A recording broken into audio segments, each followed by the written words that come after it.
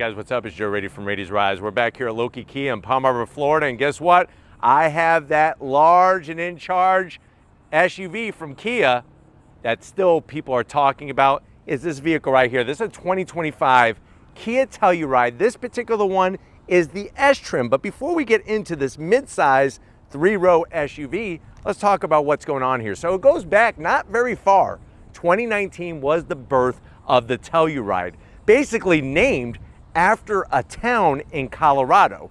Now, what Kia was thinking that they were going to do with this vehicle success-wise wasn't even close to what the actual numbers laid out. What you found was that this is still the best-selling mid-size 3-row SUV, so much so that since 2019, Kia has been able to raise the MSRP and still keep lots of people's attention. Now, believe it or not, the S trim you may think is one of the top trims. It's actually not. It's second from the bottom. Base trim is going to be LXS. This is then second in line, the S trim. Believe it or not, they have 10 different trims of the Telluride, which pretty much makes this SUV, there's one for everybody, no matter what your needs are. But what I want to find out is, does this still bring it when it comes to outdoing the competition, specifically from Honda and Toyota? Let's go ahead, let's dive into our Telluride and find out. Right off the bat, it's Steven's favorite color, a nice bright white. This isn't a pearlescent white per se, it's got more of a nice bright pop to it. At the front of the business, you'll see that from that refresh, how they restructured the headlights, all LED, projector beam headlights, your daytime running lamps, and your turn signals. Working your way down, you do have functional corner air curtains, and I like the way they kept it simple. Body color and flat black. But it's one of those things that when they did the refresh, a lot of people didn't fall in love with this style. I think that more people have kind of learned to love it, but still, I'm gonna say the initial launch of the Telluride, that design was the better design. Now, as we come across the front grille, you'll notice that tiger nose shape. I like on the S, it's just silver. It's not all flat black. You got some silver trim around the perimeter, silver on the Kia badge, and then of course, then you have flat black on the grille. Working your way down, body color, that flat metallic silver, fully functional on the lower grille portion. And I like the way that flat silver kind of goes all the way around that lower grille opening. Just gives it a nice kind of balance of color and allows you to really notice the design. If it was all just flat black, there would be a lot of things lost in translation. But let me know if you still like the face of this Kia Telluride. Now, as we rise up, nice bold hood, you got a clear rise in the center, and then everything kind of just trickles off towards the fenders. What's interesting is Steven and I almost didn't even notice this, is that you have an interesting dip where the roof line is and the top of the windshield. It almost mimics this portion right here on the tiger nose grille. So I'm very curious if that was really done on purpose. We'll have to find out. As we come around the bend, when you go S trim, don't worry, you're still gonna get mega size wheels. This is a 20-inch wheel, machined aluminum accents. The rest are gloss black, that split spoke design. Tires are 245 on the width, 50 series sidewall. And because this is an S trim, I'm not gonna zonk the fact that there's flat black around the fender openings. I'm actually thinking that it actually helps with the style and separates it from some of the other trims. But let me know what you think about the wheel and tire setup on this. The vehicle is front-wheel drive, but you can get optional all-wheel drive. Going down the side, color matched on the mirror caps, a little bit of sparkle added to that bright white paint. You got your turn signals, and then you'll notice how they do the almost like a brushed aluminum finish for the trim around the window openings. One of the things I've always liked ever since I saw my first Telluride back in 2019 is this right here. There's just something unique about the way they ran the trim, and I think it gives it a lot of character. You have more of that aluminum style finish on the door handles with the body color, and then the silver with the flat black along the bottom there. The other thing that I want to point out that maybe you missed is this nice indentation. It just gives, like I said, it gives it some character. If the door just kind of came down flat, it would look a little bit more bland, but Kia designed this here in the United States, in California, and it's built here in the United States for the United States market. So it kind of makes sense. You have those close to the roof rails, aluminum finish, and you'll see how the trim goes all the way around the window frame openings. When we swing it around back, it's almost perfect. We're this close. Just get rid of this wiper. I bet you on the redesign they will get rid of the wiper. Stick it under here, so I am gonna zonk that, but you do have a body color spoiler. You'll notice the great job that they did on the taillights. Nice little waterfall effect. Clean with the Telluride name across the back, the Kia badge. And then as we're dropping it down hot, even though this is an S trim, you're still gonna get your exhaust finished, nicely done with the stainless steel tip / cut. Really like the way they do that. The only thing I would like to see even more is if you put it on both sides, but on an S trim, I'm okay with it being on one side. If this was an SX Prestige or one of those top trims, I would like to see it on both sides. Of course, you could tow with this vehicle, 5,000 pounds, and like the way they brought the silver, just like they did up front, very balanced, cohesive design. But why don't we go ahead, let's pop the hood and see what's powering this Telluride. All right, guys, we got the hood popped. You do have hood struts. Don't you worry. This isn't like Toyota with the Highlander where they lowered the displacement of the engine and they went with a 4-cylinder turbocharged unit. This still has that tried and true V6. So what are we actually talking about? We're talking about a 3.8 liter naturally aspirated V6 putting out 291 horsepower, 262 pound-feet of torque. It is mated to an 8-speed automatic transmission. It weighs 4,469 pounds, 0 to 60 in about 6.8 seconds. Top speed around 132 miles an hour. MPGs, 18 in the city, 24 on the highway. And like I said, you could tow up to 5,000 pounds. Now, what's fascinating is that there are still a few with naturally aspirated V6 engines. You could look at the Honda Pilot, you could look at the Hyundai Palisade, but even the Mazda CX-90, remember, has gone turbocharged power. They, though, still have a 6-cylinder. So that's the saving grace. But if you look at a Toyota Highlander, 4-cylinder turbo. But why don't we go ahead, let's fire up this almost said Pathfinder, which Pathfinder is another vehicle, SUV, in this class with a naturally aspirated V6. But why don't we go ahead, let's start up this Telluride and see what it sounds like.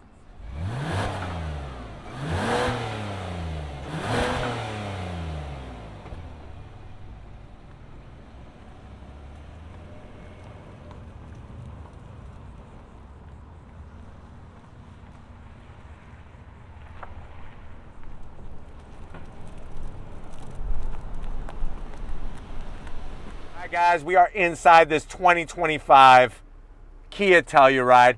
I would have to say probably the biggest players in this segment has got to be Telluride, Palisade, and the Pilot. Next would be Pathfinder, CX-90. And then I really feel like the Highlander has slipped ever since they slipped in a 2.4 liter turbocharged engine. But how much is this Telluride S? This is where you're gonna, I think, be blown away. MSRP for the way this one is optioned. This one's front wheel drive. You're looking at an MSRP of $41,000 and change. Not too shabby for a midsize. Let's go ahead. Let's see what you get for the money. To the door panels. I like the two-tone. Now, I personally wouldn't go with the light off-white and the black, but it does bring a nice level of style and class. No gloss black anywhere, even around the switchgear. Look at the way on the speaker grill cover how it says Telluride. It's a nice little touches, silver trim, and then the door pocket, you'll easily be able to slide, I would say, probably 4 papadillas and a large Pepsi to wash it down. Now, going from the door panel to the dash, I like this gray trim that's also on the door, something better than just gloss black. And look, no fingerprints, soft touch, the silver trim. You do have a little nook here for a banana. Get your potassium. And then slide on in. They don't skimp on infotainment screen size. 12.3 inch on the infotainment system screen. Your navigation, obviously all the other different apps Very easy to use, very functional. Let me throw it into reverse. Camera quality could be better, but when you're going up against Honda and Toyota, their camera quality is pretty terrible as well. So I actually think this is maybe a little bit better. You do have trajectory, which is nice, and you can change the angles. Look straight down at that crack. Don't step on the crack or you'll break your mama's back. Just remember that. And then we're right back where we started. Technically, that's where we started. You do have real knobs, real buttons for the audio controls, AC, dual climate in here, which is nice. Silver start-stop button. The S only has heated seats, but I'm okay with that at this price point, 3 stages.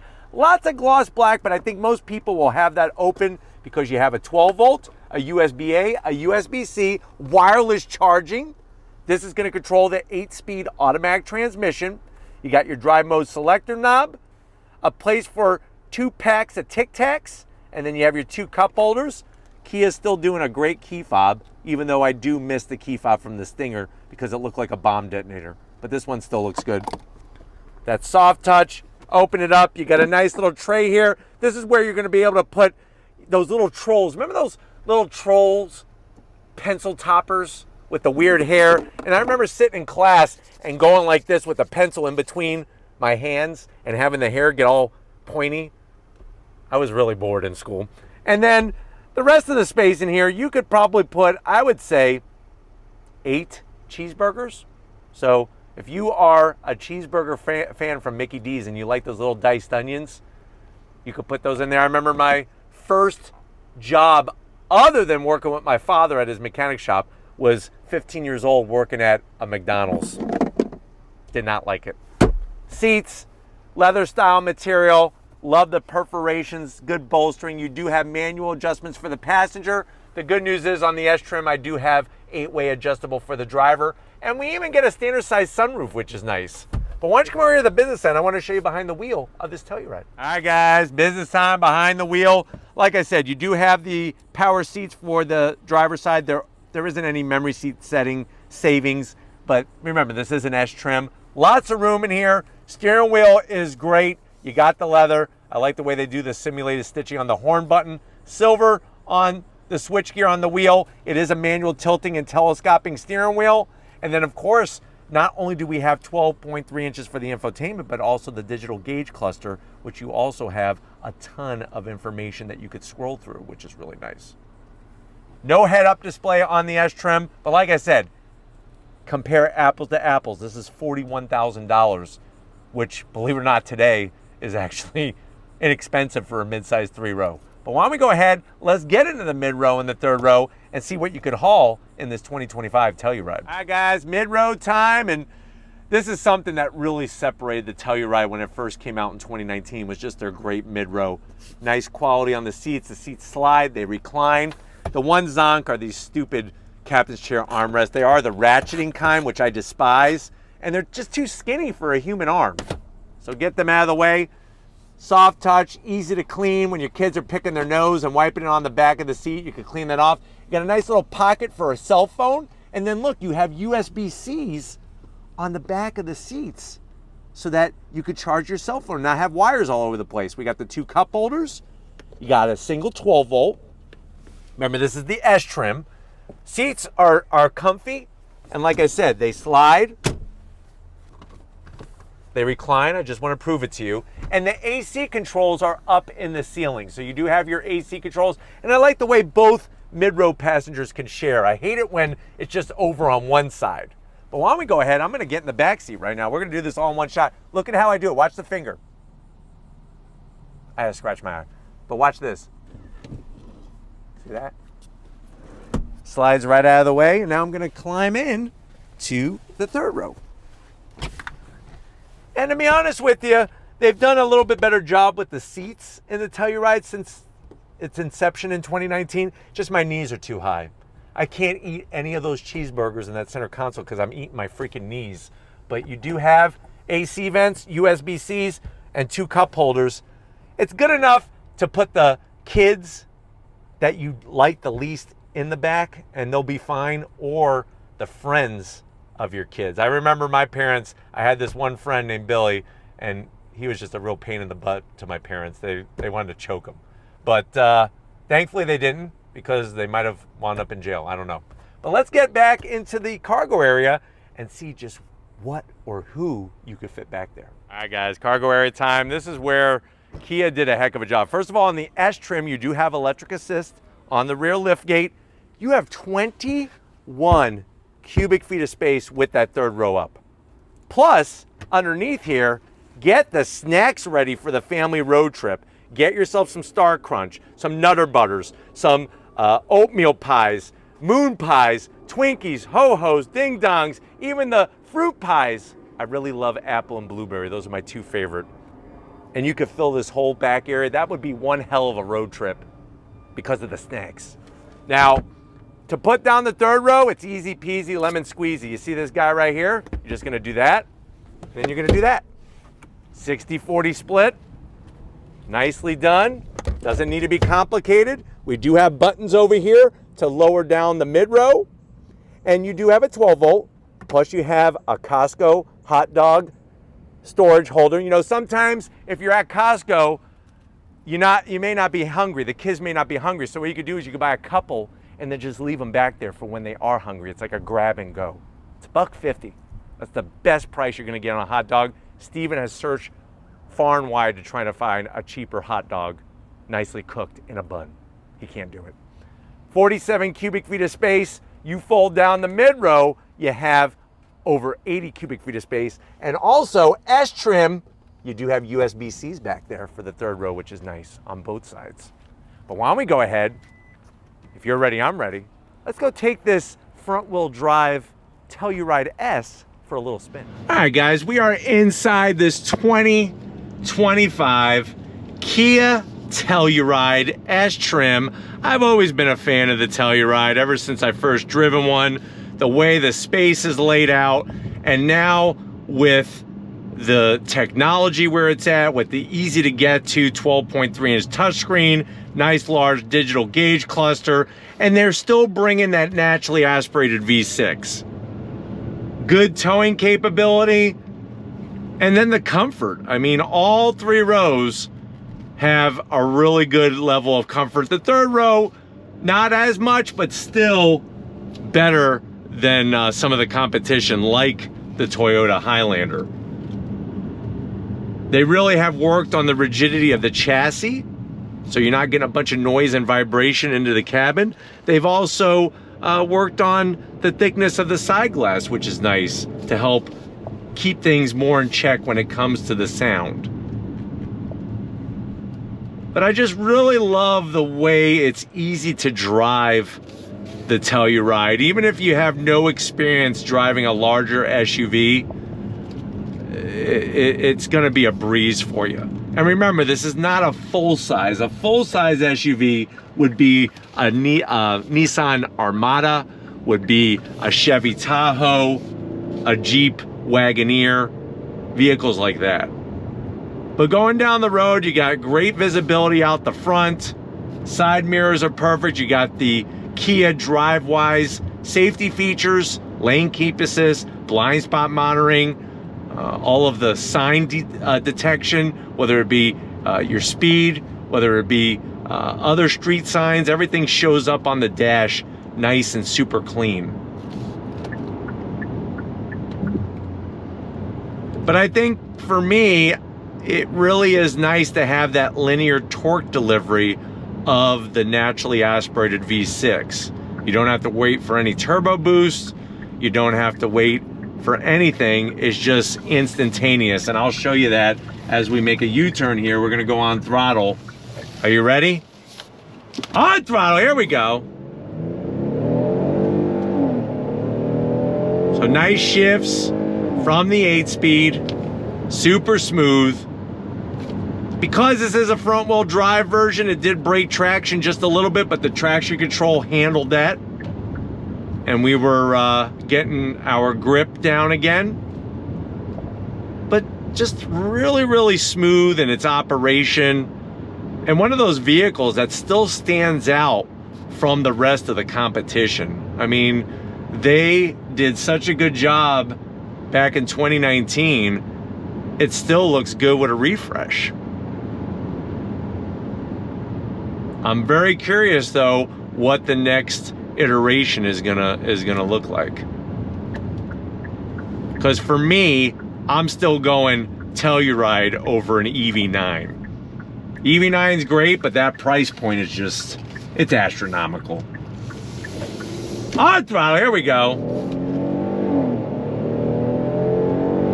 You have your different modes, which are nice: sport, comfort, eco, and smart. So they got you covered there. And what's nice is when you go into the different modes, it actually changes the colors on the dash, which is kind of nice.